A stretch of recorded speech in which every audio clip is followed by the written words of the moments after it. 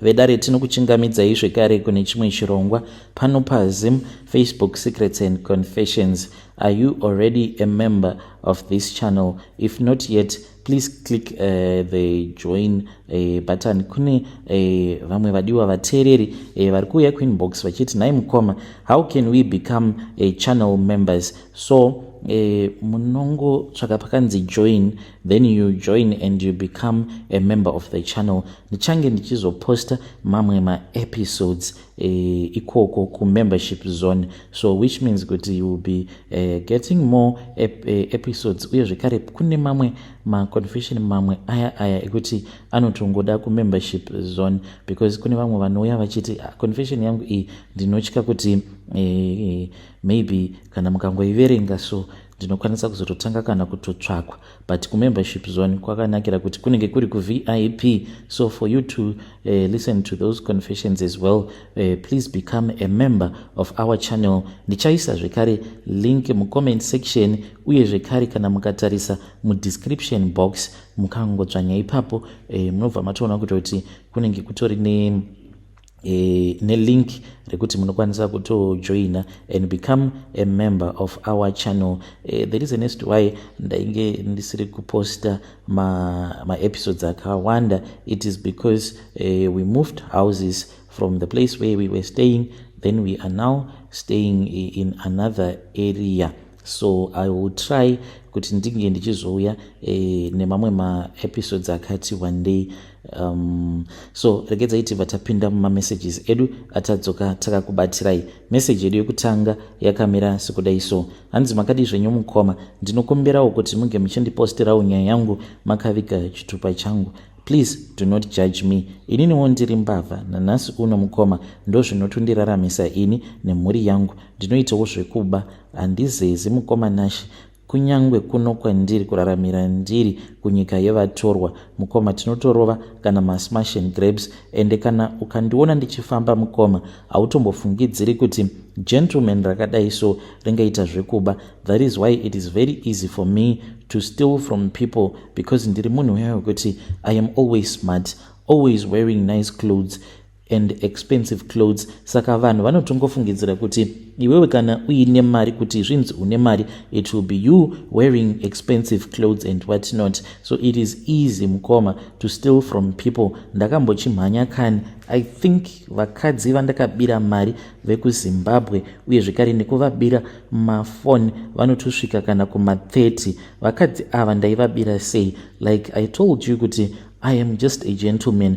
Even profile picture rangu rekuFacebook, iyi vakadzi vazhinji vanotongonakirwa neni. So zvandainge ndichiita kuFacebook ndisati hangu ndazosiyana nazvo, ndikaona kuti it will be easy for me to get trapped. KuFacebook kuya ndaijoina magroups angu edating, kunyangwe pano kikekeke mukoma ndakatombotumidzira hangu neimwe nhamba. It was last year pandakakutumidzirai ndichiti ndiri kutsvaka mukadzi wekuroora. Ipapo mukoma ndainge ndichiri pakuita izvozvo zvekuti ndinojoina ma-dating sites. Kana ndajoina ma-dating sites and groups paFacebook nekuzotumira sezvandakaita confession yangu ndichiti ndiri kutsvakawo a single woman who is independent, anoshanda. I was targeting a woman wekuti ndaikwanisa kuzomubira. Even kuFacebook ndaitotaura nebaby boy paya tototanga kutohave nice time pamafoni, then ndozomuudza kuti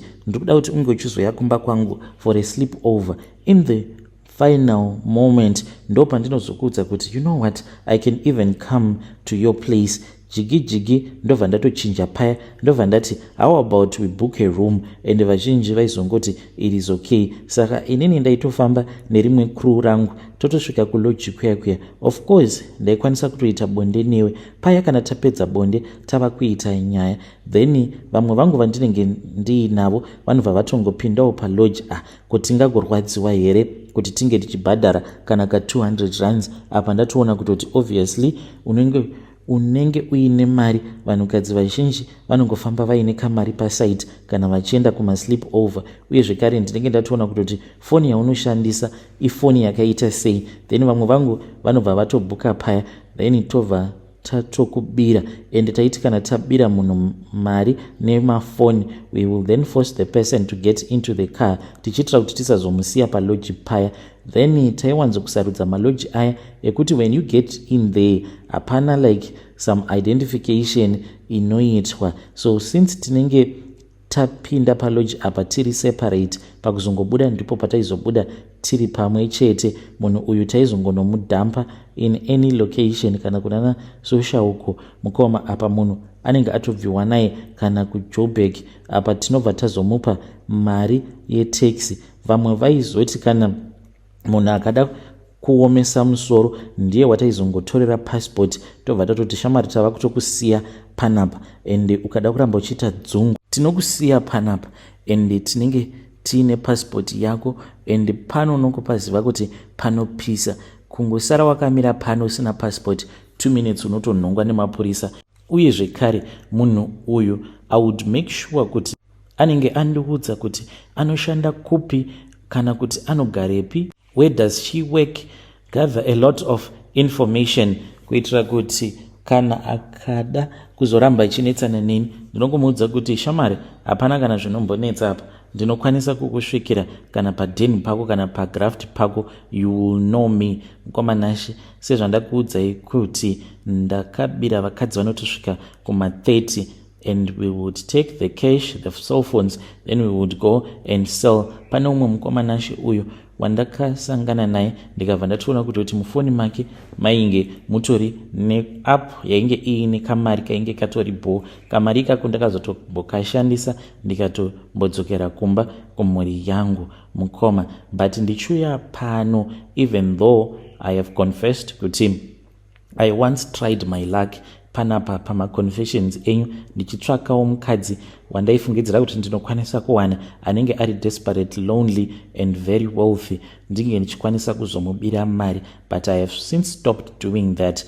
So ndakazotanga kudanana neumwe womusikana and I am here to expose the weaknesses as someone anoita zvekuba zvandakaona mukomanashi paakandimanikidza kuti ndinge ndichienda naye kuchechi. Saka iye anoendawo kuchechi idzi dzemucheno dzekuchemewa kaidzi maPentecostal. Takati tasvika kuya mukomanashi, even though ndiri mbavha, I did not even feel comfortable at all. Ndaingoramba ndakatarisa kudoor, knowing and noticing kuti the security it is very low. Ameno kuti vanhu vekuchechi kwacho ikoko and Christians in general vanongofungidzira kuti as long as vari muchurch God will protect them, but kana uri mbavha izvozvo unenge usitomborina kana basa nazvo. So mukoma, what is my point? My point is I think kuti kana uchienda kuchurch musafamba nefoni dzinodhura. Mukoma, I calculated, ndichitarisa neziso remunhu anoitawo zvekuba, ndakacalculata ndikabva ndaona kuti vanhu vainge varimo muchechi ruzhinji rwavo vainge vaine maiPhone uye zvekare vamwe ndo vaiva nemaiPad kumalaptop mukoma. Pandakacalculata ndikabva ndatoona kutoti mari yawaikwanisa kana kuwana mushure mekunge wabira vanhu vose ivavo mafoni nemalaptop zvimwe kuda nemari dzavanenge vainadzo, unokwanisa kutobuda uri kana kuma 120k. So that is too much of a temptation. Saka I want to urge vamwe vanhu kunzouko, even though ndiri mbavha, kuti kana voenda kuchurch, church is not a safe place to go with your expensive gadget, because I looked at the security. Mukomanashi ranyatso kuona kuti pagedhi pacho unotongopinda quite easily, kutongopinda wakatobatawo bhaibheri rako uchitoita sekunge munhu auyawo kuchechi apa. Zvimwe kuda munenge mutori nepfuti dzenyu paya, then movha matopindira vanhu muchechi, movha matotorera vanhu mafoni. So I really hope kuti kune avowo vakateerera, kana vari vafundisi kana vari varidzi vemachechi, they need to make sure kuti they up their security, even to test vanhu vachipinda nezviya zvimascanning machine, just to check kuti hakuna here anozopinda muchechi akabata pfuti, because as far as I know a lot of the people that I know they are opportunistic. Kana kuri kunzi vakaona gepi iroro mukoma, I tell you one day is one day. Muchanzwa zvenyu zvichinzi kune vamwe vanhu vakatorirwa mafoni nemari vari muchechi. Hey, vedari ndo message iyo yandakatumidzirwa ichibva kuna mukoma vedu akomanaka. Yo ya zvakangoma hazvo vedu we. Hanzi ndakatombotumidzira confession trying to target a woman wandaifungidzira kuti anenge ari a wealthy woman who will be lonely. Then kana ndazotaura naye ndichita sekunge ndiri munhu ari kutsvakawo a partner, ndobva ndazomubira mari nemafoni nei. Asi hanzi izvo zvangu ndakazosiyana nazvo. Ndakatobira vakadzi 30 vandaisangana navo pamafacebook, pamawhatsapp, ndoenda naye kulodge kuya munhu uya hanzi ndaibva tobva tazomutorera mafoni. If it has ever happened to you kuti waenda kusleep over watorerwa mafoni nemari, you can come to my inbox whether uri murume kana kuti uri mukadzi, so that we can also learn from your experience. But iyo nyaya yataurwa namukoma munoionawo sei? Do you feel safe kana uri kuchechi kwenyu kune enough security here? Kwenyuwo zvakamira sei? Pakaipa zvino zvinoitawo here kuti wose anenge apinda muchechi you have to search that person? Zvinoita here naivedare? Please let us talk about that issue in the comment section. Yo zvakangoma hazvo veduwe. Rekedzai tibva taenda panyaya yedu inotevera. Nyaya yedu inotevera yakamira sekudai so. Hanzi makadi zvenyu mukoma, ndinokumbirawo kuti munge muchindiposterawo nyaya yangu makaviga chitupa changu. Ininiwo ndiri mukadzi uye zvekare ndine makore 36 years ekuberekwa. Kwedu kwandinobva mukoma kugokwe uko, but kanyaya kandiinako muzuva ranhasi kakamira sekudai. Ininiwo mukoma ndakamboedzerwa kani ndiri muHarare mushure mekunge ndadaidzwa neimwe friend yangu. Saka shamwari yangu uyu ainge achida kuroya vamwene vake, saka kuti angakwanisa kupinda murumu umo munenge muvete vamwene vake, because ipapo ainge akanotora vamwene vake mukoma kuti ange achizongovaroya chete, because vainge vakambonetsana, saka vainge vachirara mune imwe spare bedroom. Zvino mukoma akabva azondidaidza, akandidaidza zuva parainge rava kunorereka, akandiudza kuti pose apo paainge achizama kuti ange achipinda muspare bedroom imomo umo mainge muvete vamwene vake, aizoona kuti munenge muchibvira moto. Akabva anditi iwewe huya zvimwe kuda unokwanisa kuzondibetsera. Mukoma ndakapinda murusero rwangu ndini uyo ndokubva ndadhiraivha ndikadhiraivha kuzonosvika ndichinosvika pamba pake muHarare. Mukoma ndakati ndasvika pamba pake ndokubva takurukura paya tikatanga kuita mhiko dzedu tichiri panze ndisati ndakwanisa kupinda mumba make. Mukoma ndakati ndichingonopinda mumba make ndakarohwa mbama neumwe murume uyu mukoma aita sekunge light, kuita kunge chiedza. Handina kunyatsokukwanisa kuona chiso chake because patakangopinda mumba makabva mabaka chimwe chiedza, ndokubva ndarohwa mbama. Mukoma ndakarohwa mbama. Mushure mekunge ndarohwa mbama handizivi kuti chii chakazoitika, but ndakazotongopepuka mukoma, ndainge ndichingofamba. Apa ndainge ndisina kana chandainge ndakambopfeka, ndakabata rusero rwangu ndikabva ndati awa ndiwo anonzi mahwani, kutoyedzerwa kauku kwandatoita. Mukoma ndakabva ndatanga kufamba ndichitsvaka painge paine rukova. Ndinoda kungotenda Mwari kuti ndakakwanisa kuwana painge paine rukova kunze kusati kwanyatsokuchena. I think kuti it was somewhere kuma 33 mukoma zvinhu izvi pazvakaitika. Ndakati ndawana painge paine rukova ndokubva ndazoisa rusero rwangu rwuya mukoma, ndokubva ndachizotanga kufamba ndichitsvakawo zvihembe zvekuti ndingapfeka. Ndipo pandakazosangana nebenzi. Mukoma ndakatorera benzi riya hembe dzarainge rakapfeka, ndokubva ndapfeka hembe idzodzo ndikabva ndatongotanga kungofamba ndichiita sekunge munhu anopenga. Ndakazoswera mukoma ndigere muna first umo ndichishaya kuti ndoita sei apa, ndichingoita sekunge ndiri munhu anopenga. Ndaiti munhu anenge achidya zvaanenge achidya, ndaibva ndaenda ndobva ndanogara pedo naye. Vazhinji ndo vaingosimuka ubva vangosiya chikafu chiya vachifungidzira kuti ndinopenga, but vanhu vainge vasingatozivi kuti ndainge nditoriwo muroyi ainge aidzirwa. Nanhasi uno mukoma nefrendi yangu tinoti kana tikangogara pasi zviya patinenge tashanyirana tinototanga kutotaura nezvayo nyaya iyoyo kuti asi musi uyoyo chii chakaitika mukoma, because kungonopinda mumba chiedza chakabva chabaka mukoma ndichibva ndatoruhwa mbama. Handizivi kuti yaiva ngirozi here, chipoko here kana kuti chii,